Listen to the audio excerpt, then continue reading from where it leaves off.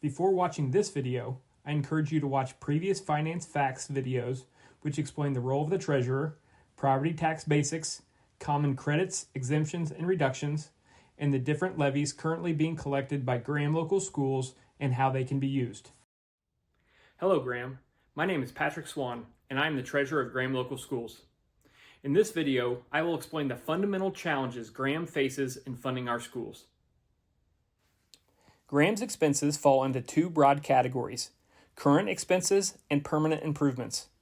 Current expenses are for the day-to-day operations of the school district, including salaries, benefits, retirement, and utilities.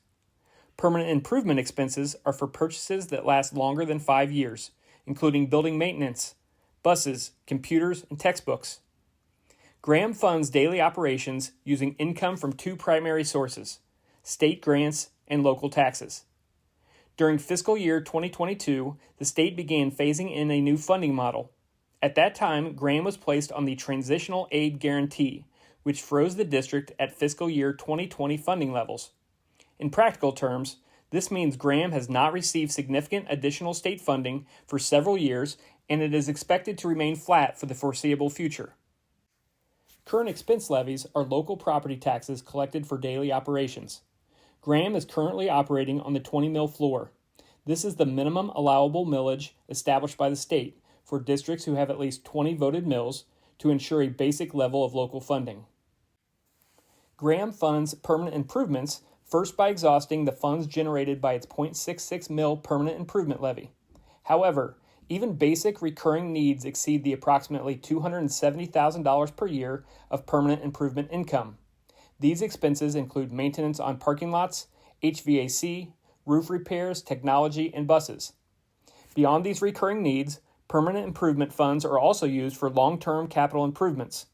A small sampling of projects that are imminent include the high school wastewater treatment facility replacement, $1.25 million, the track replacement, $800,000, and fire alarm systems at all three schools for a total of $800,000.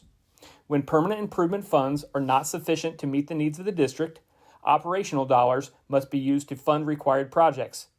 For a district that is already funded at a basic level for operations, that use of operational money for permanent improvements can cause significant cuts to programs and services for our students. For those that wonder how similar districts respond to these challenges, the short answer is that most don't have to. There are 611 school districts in Ohio. 503 districts receive additional operating funds through income or property tax levies that place them above the 20 mil floor. 108 districts remain on the 20 mil floor without receiving additional operating funds. 54 of those districts collect permanent improvement levies at a higher rate than our 0.66 mil PI levy. This puts Graham in the bottom 10% of districts that are on the 20 mil floor without receiving any additional property or income tax, while also having a PI levy of 0.66 mils or less. I hope through this series of videos I have answered many of your questions. The one question I cannot answer for you is what you want your schools to look like. As mentioned in a previous video, our administrators will continue to provide the best education and opportunities possible with the resources available to them. The question for you and the Graham community is, what is an acceptable level of resources? I encourage you to contact me by phone, email, or schedule an appointment to meet. Thank you for taking the time to watch this video, and please be on the lookout for future videos. I hope you have a wonderful day, and go Falcons!